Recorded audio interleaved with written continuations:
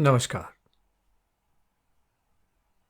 આજે આપણે દેવી ભાગવતના પ્રથમ સ્કંદના છેલ્લા અધ્યાયની વાત કરવી છે. આગળ આપણે વાત કરી છે દેવી ભાગવતની શરૂઆતથી બે કથાનક મહત્વના છે. પહેલા મધુકૈટભ અને ત્યારબાદ સુખદેવજીનું કથાનક.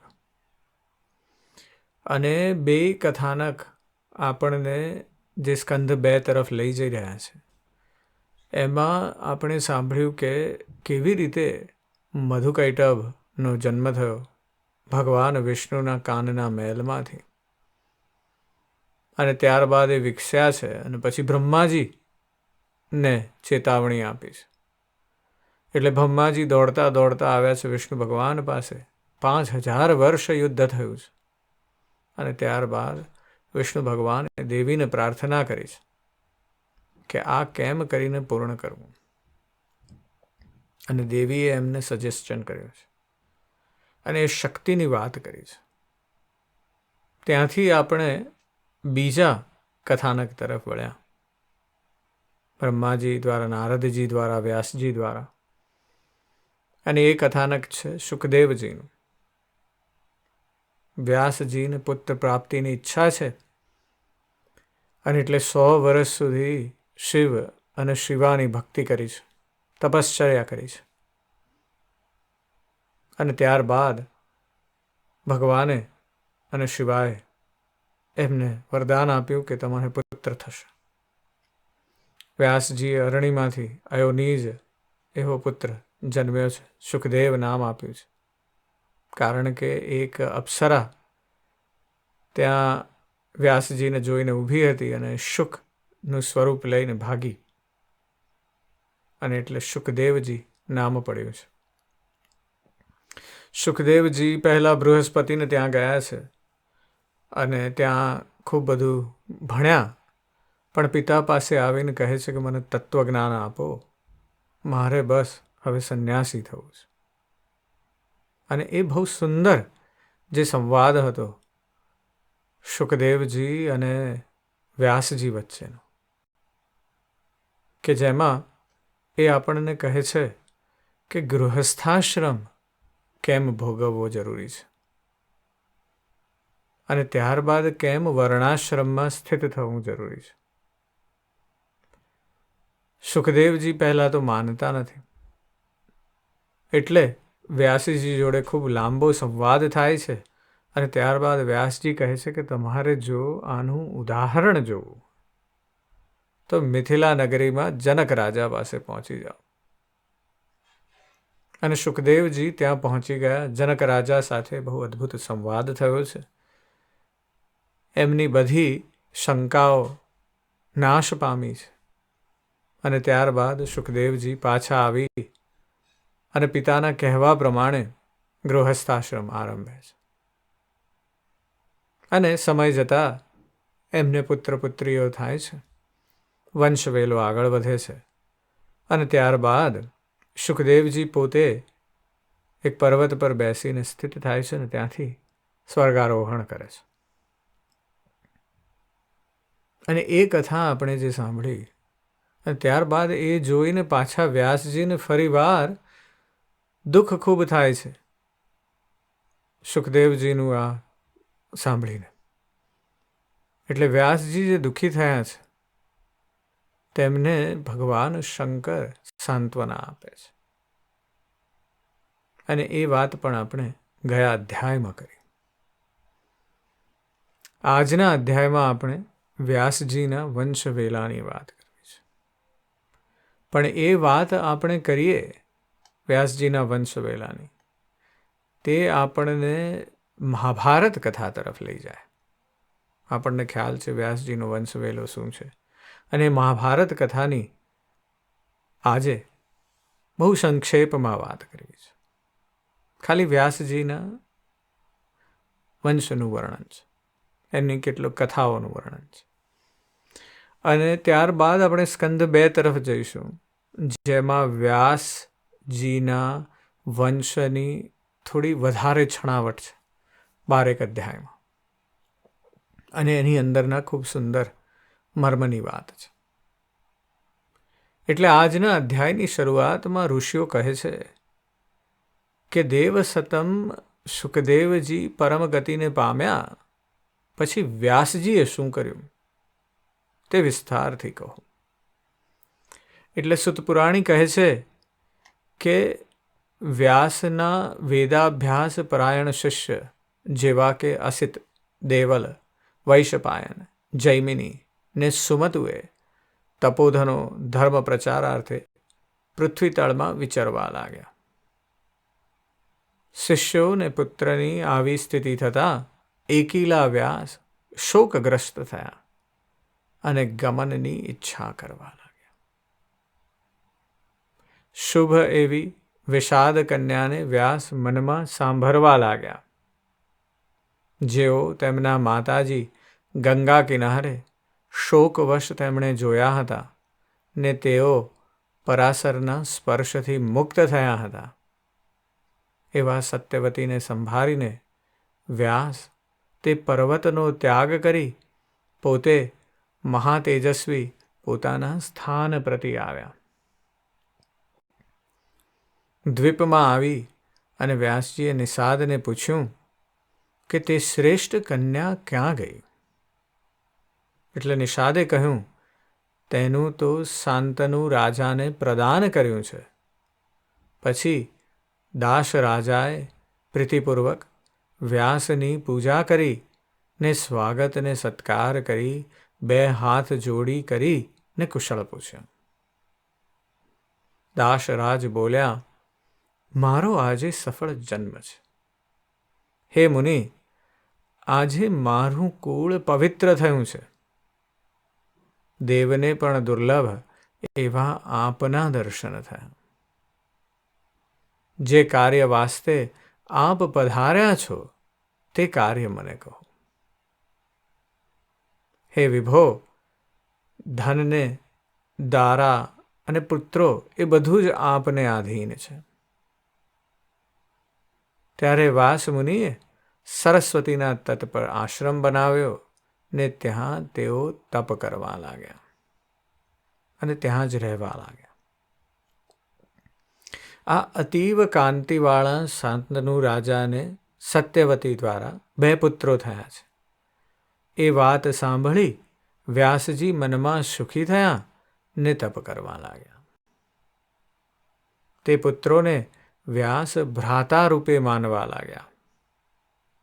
તે 2 પુત્રોમાં પહેલો શત્રુને તપાવનારો રૂપવાળો ચિત્રાંગદ નામનો હતો, જે સઘળા લક્ષણવાળો થયો હતો. બીજો પુત્ર વિચિત્ર વીર્ય નામે થયો. તે પણ શાંતનુ રાજાની સુખમાં વૃદ્ધિ કરનારો સકળ ગુણ સંપન્ન હતો. શાંતનુ રાજાને ગંગાથી ભીષ્મ નામનો પુત્ર થયો, જે જ્યેષ્ઠ પુત્ર હતો. તે પ્રકારે જ સત્યવતીથી તે બળવાન પુત્રદ્વય થયા.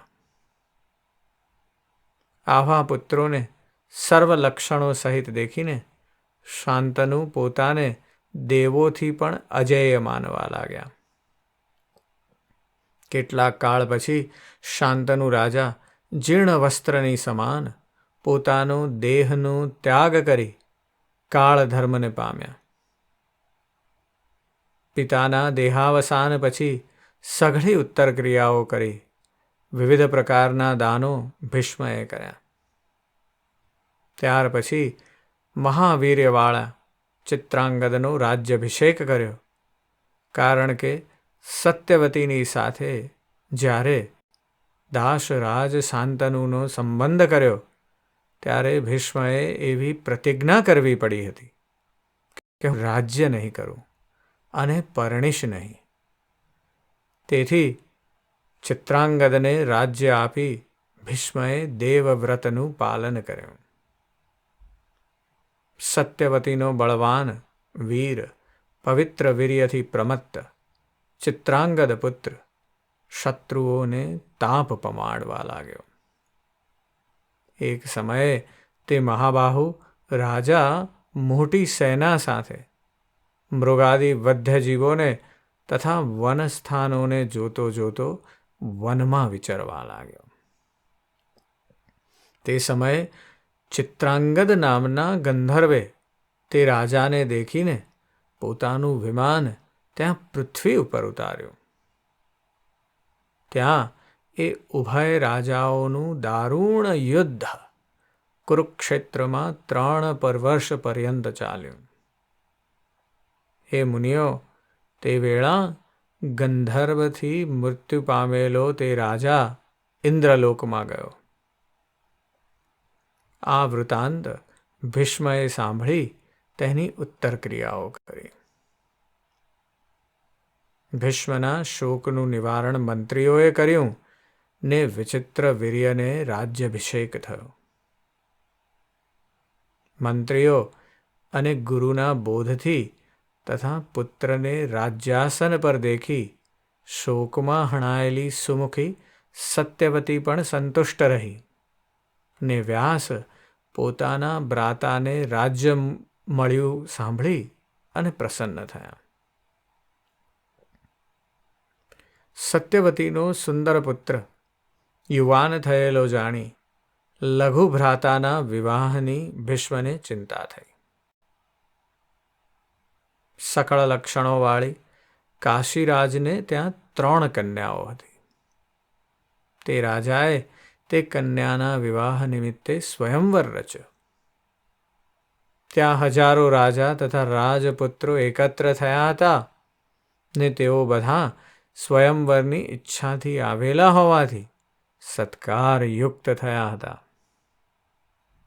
ત્યાં જઈને મહાબળવાન ભીષ્મએ એક જ રથથી સઘળા રાજાઓનું મંથન કર્યું ને બળપૂર્વક સઘળા રાજાઓને જીતી તે કન્યાઓનું હરણ કર્યું.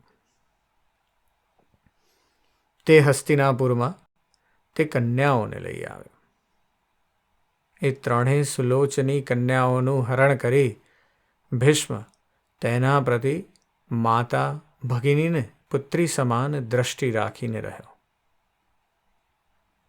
સત્યવતીને સત્વર ખબર આપી બ્રાહ્મણોને બોલાવી તે જ્યોતિર્વેતા બ્રાહ્મણોને શુભ મુહૂર્ત પૂછવા લાગ્યો ને વિવાહ મંડપ રચી તે કન્યાઓને ધર્મિષ્ઠ વિચિત્ર વીર્ય નિજ ભ્રાતાને પરણાવી દીધી. આ વેળા સુંદર અંગવાળી સુનયની શર્માતી એવી 3માં મોટી કન્યા હતી. તે ભીષ્મને કહેવા લાગી, હે કુરુક્ષેત્ર, હે ધર્મજ્ઞ, હે કુલ દીપક ગંગાપુત્ર, હું સ્વયંવરમાં શાલ્વ રાજાને મનથી વરી છું ને પ્રેમા વ્યાકુળ તે રાજા મને મનથી વર્યો છે. વાસ્તે હે પરંતપ, આપ આપના કુળને ઘટે તેમ કરો. પહેલા તે મને વર્યો ને પછી હું તેને વરી. હે ગંગાપુત્ર, તમે ધર્માત્માઓમાં શ્રેષ્ઠ છો, બળવાન છો. વાસ્તે જેમ ઠીક લાગે તેમ કરો. સુત બોલ્યા, જ્યારે તે કન્યાએ એમ કહ્યું ત્યારે કુરુનંદન ભીષ્મજી, વૃદ્ધ બ્રાહ્મણ, મંત્રી ને માતા સત્યવતીને પૂછવા લાગ્યા. ધર્માત્માઓમાં શ્રેષ્ઠ ભીષ્મએ એ સઘળાનો મત જાણીને તે કન્યા પ્રતિ કહ્યું કે હે સુંદરમુખી, જ્યાં તારી રુચિ હોય ત્યાં તું જા. બહુ જ અદ્ભુત વાત થઈ છે કે એક કન્યાનું સ્વયંવરમાં ભીષ્મએ હરણ કર્યું છે. એટલે આ સોસાયટી કેટલી મચ્યોર છે એ પણ જાણી શકાય છે કે હવે કન્યાઓને ભીષ્મ પોતે લઈ આવ્યા, માતા પુત્રી કે ભગિનીની જેમ જોઈ છે અને લઈને આવ્યા અને પોતાના ભાઈ સાથે એનો મેળાપ કરાવી દીધો છે, મેરેજ કરાવી દીધું છે. અને ત્યારે એ મોટી કન્યાએ કીધું કે ભીષ્મજી, હું તો આ શાલ્વરાજાને વરી છું, મનથી વરી છું. પ્રેમ ત્યાં લાગ્યો છે. એટલે પ્રેમને રૂઢિ કરતા ઉપર મૂક્યો છે આ સમાજ, કે અહીંયા મારું મન લાગી ગયું છે. આ સમાજને એ સમજાણું છે કે જો પ્રેમ નહીં હોય તો કોઈ પ્રકારે તમે લગ્ન કરશો એ કામ જ નહીં લાગે. ઘણી વખત આપણે રૂઢિને ઉપર મૂકી દઈએ છીએ પ્રેમની જગ્યાએ.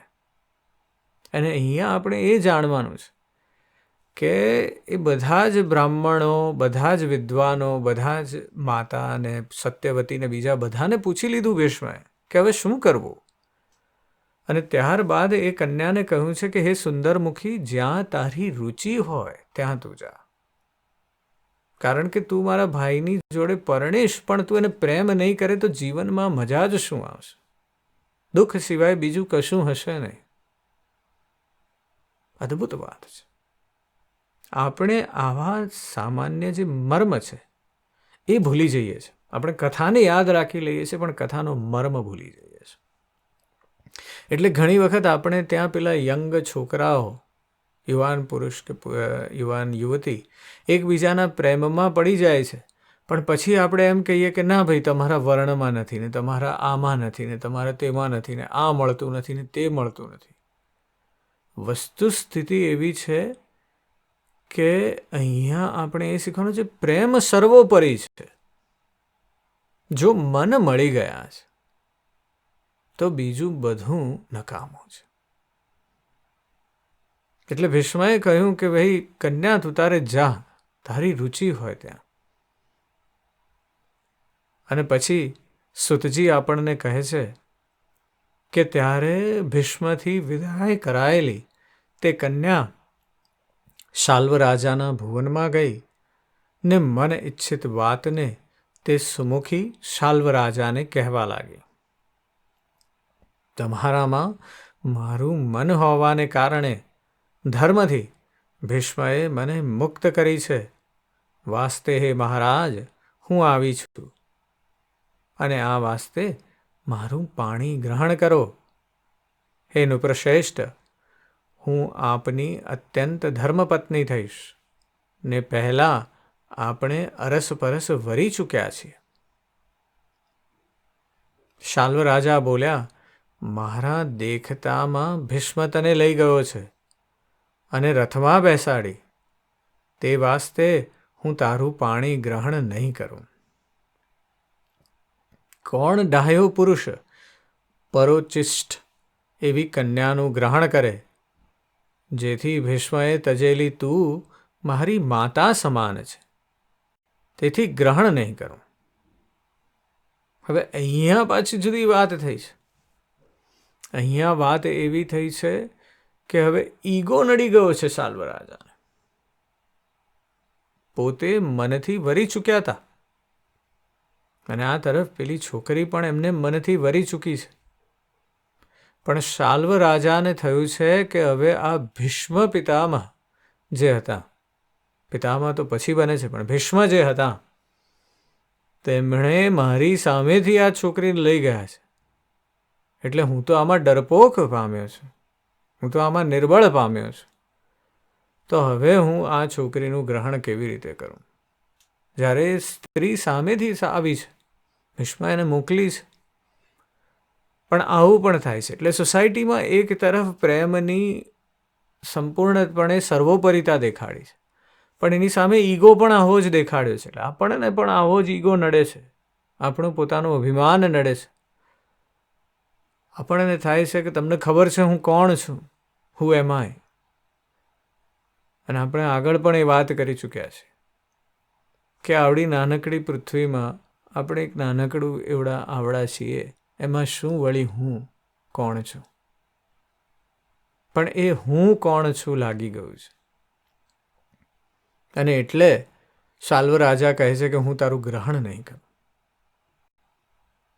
અને ત્યારબાદ તે રુદન કરતી ને વિલાપ કરતી કન્યા એનો શાલ્વ રાજાએ ત્યાગ કર્યો અને પછી પાછી ભીષ્મ પાસે આવી અને રડી અને કન્યા બોલી કે હે વીર, તમે ત્યજેલી કન્યાનું શાલ્વ રાજા ગ્રહણ કરતો નથી, વાસ્તે તમે ગ્રહણ કરો. હે મહાભાગ, તમે ધર્મજ્ઞ છો, નહીં તો હું મરી જઈશ. આ તરફ ભીષ્મજીએ પ્રતિજ્ઞા લીધી છે એટલે ભીષ્મ બોલ્યા કે હે વરવણિની, બીજામાં ચિત્ત રાખનારીનું તારું ગ્રહણ કેમ કરી શકાય? વાસ્તે હવે તું સ્વચ્છંદતાથી તારા પિતા પાસે જા. ભીષ્મ પાસે કોઈ ઉપાય રહ્યો નથી. પોતે વચનાબદ્ધ છે. આ તરફ એ કહી રહ્યા છે કે તારું ચિત્ત બીજામાં છે, તને પ્રેમ બીજા પ્રત્યે છે, અને જો તું આવી રીતે તારું કોઈની સાથે લગ્ન કરીશ તો પણ તું સુખી નહીં થાય ને પેલો પુરુષ પણ સુખી નહીં થાય. એટલે હવે તારી પાસે એક જ રસ્તો રહ્યો છે કે યુવતી, તું તારા પિતા પાસે જતી રહે. અને ભીષ્મના વચન સાંભળી ને તે કન્યા વનમાં જ ચાલી ગઈ. આ તરફ કાશીરાજની જે 2 પુત્રીઓ અંબા ને અંબાલિકા તે વિચિત્રવીર્ય રાજાની રૂપવતી ભાર્યાઓ થઈ. મહાબળવાન વિચિત્રવીર્ય રાજા તે 2 રમણીઓ સાથે ગૃહ ને ઉપવનમાં અનેક પ્રકારે ક્રીડા કરવા લાગ્યો. ને 9 વર્ષ પર્યંત ક્રીડા કરતા થકો તે રાજા રાજ્યક્ષમ્યાના રોગથી મરણ પામ્યો. પુત્રના મરણથી સત્યવતીને બહુ ખેદ થયો ને મંત્રી દ્વારા પુત્રની મરણ ક્રિયાઓ કરાવી સત્યવતી અતિવ દુઃખી થઈ એકાંતમાં ભીષ્મને વચન કહેવા લાગી કે હે શાંતનુ પુત્ર, તમે તમારા પિતા શાંતનુનું રાજ્ય કરો. આ ભ્રાતાઓની ભાર્યાઓને સાચવી આ વંશનું પાલન કરો. યયાતિ રાજાનો વંશ જેમ નાશ ન થાય તેમ કરો. ભીષ્મ બોલ્યા, હે માતા, પિતાના નિમિત્તે મેં પ્રતિજ્ઞા કરી છે. આ પ્રતિજ્ઞા શું તમે જાણતા નથી? હું રાજ્ય કરીશ નહીં અને દાર સંગ્રહ નહીં કરું. ત્યારે સત્યવતી વિચારવા લાગ્યા કે આ વંશ કેવી રીતે ચાલશે. અરાજ્યકતા રાખવાના આળસથી સુખ નહીં મળે. ભીષ્મ બોલ્યા કે હે માતા, તમે ચિંતા કરો નહીં. પ્રવીર્યના ક્ષેત્રમાં પુત્ર ઉત્પન્ન કરાવો. કોઈ કુલીન બ્રાહ્મણને બોલાવી વધુનો નિયોગ કરો. કુલરક્ષામાં ને આપત્તિમાં વેદોએ તેનો દોષ ક્ષત્રિયોને કહ્યો નથી. હે શુચિસ્મિતે, આ પ્રકારે પૌત્રને ઉત્પન્ન કરી તેને રાજ્ય આપો ને હું તેના શાસનમાં રાજ્યનું પાલન કરતો રહીશ. ત્યારે ભીષ્મના આ વચન સાંભળી સત્યવતી પોતાની કન્યાવસ્થામાં ઉત્પન્ન થયેલા પોતાના વ્યાસપુત્રને કે જે પાપ રહિત છે તેનું સ્મરણ કરવા લાગી. સ્મરણ કરતા જ તપસ્વી વ્યાસજી માતા પાસે આવ્યા ને માતાને પ્રણામ કરી તે દિવ્ય મુનિ સન્મુખ ઊભા રહ્યા. ભીષ્મએ વ્યાસની અતિશય પૂજા કરી ને સત્યવતીએ તેમને વધાવ્યા. ત્યાં મહાતેજસ્વી વ્યાસ નિર્ધૂમ અગ્નિ સમાન ઊભા રહ્યા. પછી માતાએ સઘળી કથા તેમને સંભળાવી અને પુત્ર ઉત્પન્ન કરવા સારું તેમને કહ્યું કે વિચિત્ર વીર્યના ક્ષેત્રમાં તમે તમારા વીર્યથી સુંદર પુત્ર ઉત્પન્ન કરો. માતાજીના આવા વાક્યોને આપ્ત વાક્યો સમાન વ્યાસ માનવા લાગ્યા, કારણ કે શાસ્ત્રમાં માતા પિતા જે કહે છે તે કરવું લખ્યું છે. ઋતુકાળને વિચારતા ઓમકાર જપતા મુનીશ્વરને વાતનો સ્વીકાર કરીને ત્યાં જ રહ્યા. જે સમયે અંબિકાએ ઋતુસ્નાન કર્યું તે સમયે તે મુનિના સમીપમાં આવી અને નેત્ર વાંચી ગઈ. તેજ સહન ન કરી શકી, તેથી તેને બળવાન અંધપુત્ર થયો. જન્માંધ દેખીને સત્યવતી અત્યંત દુઃખી થઈને વ્યાસજીને બીજી ભાર્યાથી પુત્ર ઉત્પન્ન કરવા કહ્યું. આ પછી તે બીજી ભાર્યાનો ઋતુ પ્રાપ્ત કાળ આવતા વ્યાસજી સાથે સંગમ થયો અને મુનિના તેજના કારણે તેણીએ પોતાના શરીર પર ચંદન લગાવ્યું હતું. આ રીતે અંબાલિકાએ રાત્રિએ ગર્ભધારણ કર્યો. આથી તેનો પુત્ર પાંડુવર્ણ થયો. તે પુત્ર પણ રાજ્યને યોગ્ય ન થયો. પછી 1 વર્ષ ગયા બાદ સત્યવતીએ પુત્રના નિમિત્તે વધુને પ્રેરણા કરી. પછી મુનિશ્રેષ્ઠ વ્યાસજીને બોલાવી તેમની પ્રાર્થના કરી રાત્રિએ તેમને શયન સ્થાનમાં મોકલતી હતી. મુનિના તેજના કારણે તે વધુ ત્યાં ન ગઈ અને ત્યાં દાસીને મોકલી દીધી. તે દાસીના ધર્મના અંશથી શુભ વિદુરજી ઉત્પન્ન થયા. આ પ્રકારે મહાબળવાન ધૃતરાષ્ટ્ર 3 પુત્રોને વંશરક્ષા નિમિત્તે ઉત્પન્ન કર્યા. હે પાપ રહિત, તમને મેં આ તેઓના વંશનું સમુદ્ભવનું સ્થાન કર્યું, કથન કર્યું. આ પ્રકારે આ કુરુવંશનું ભાતૃધર્મ ગાતા વ્યાસજીએ રક્ષણ કર્યું. અને ત્યારબાદ સુતદેવજી કહે છે કે આ અધ્યાયથી એમ દર્શાવ્યું છે કે આ સંસારમાં મહાવંશોની પણ આવી દશા થાય છે અને એટલા વાસ્તે સંસારમાં આસક્ત ન થઈને દેવીની ઉપાસના કરીને સંસારથી છૂટવું જોઈએ. કે આ પાંડુ અને ધૃતરાષ્ટ્ર જે છે બધાની કથા વાંચીને એવો વિચાર ન કરવો કે એમ જ સૌએ કરવું જોઈએ. પણ આપણે વિચાર એ કરવાનો છે કે આ ઇતિહાસ છે અને મરજી પડે પોતપોતાના વંશની ઉત્પત્તિ કરાવી એમ શક્ય નથી. અને એટલા માટે જ્યારે યુગ બદલવાનો હોય છે ત્યારે વિચિત્ર સૃષ્ટિ થાય છે. અને આ વંશની ઉત્પત્તિ ભારત વંશના સંહારના કારણે બની છે. ભગવાન વ્યાસજીએ પણ એ પ્રમાણે દેખાડ્યું છે કે મારા તપસ્વીના વીર્યથી પણ ઉત્પન્ન થયેલા તે બંને વંશ રક્ષા સારું ઉત્પન્ન કર્યા હતા. પરંતુ દ્વેષ કરીને ધૃતરાષ્ટ્ર અને પાંડવોએ 18 અક્ષૌહિણી સેના સહિત કુળનો સંહાર કર્યો. એટલે જો આવા તપસ્વીના વીર્યથી પણ જો આવી જ પ્રકારનો વંશ બની શકતો હોય તો આપણે સાધારણ નિયોગ કરનારા એવા પ્રાકૃતજનોનું તો ક્યાંથી રક્ષણ થઈ શકે. એટલે આપણે આ વાત સમજવાની છે. મર્મની જે વાત છે એ છે કે આપણને બહુ એમ થાય છે કે ભાઈ મારો વંશ વેલો સચવાયેલો રહે ને મને આમ થાય. પણ આપણે ધ્યાન એ આપવાનું છે કે સંસ્કાર જે છે એ વધારે મહત્વના છે. પ્રેમ જે છે એ સુપિરિયર છે. કારણ કે સંસ્કાર અને વીર્યમાં દોષ આવી શકે છે અને કાળ જતાં એમાં બગાડ થાય છે. અને એટલા માટે વ્યાસજી કહે છે કે આપણે એવું ન સમજી લેવું કે બધું હંમેશા સચવાયેલું રહેશે. બુદ્ધએ કહ્યું છે change is the only permanent constant. માત્ર એક જ બદલાશે, બદલાવ. અને એ જ સત્ય છે.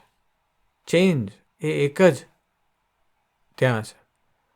કોણે ધાર્યું હતું કે શાંતનુ રાજાનું આવું જબરજસ્ત આવા અદ્ભુત એવા વંશજો જે છે એ 4-5 પેઢીમાં તો બધું પૂરું થઈ જશે. ભરતનો આખો વંશ અને એટલા માટે આપણે એ સમજવું રહ્યું કે આપણે શું કરવાનું છે.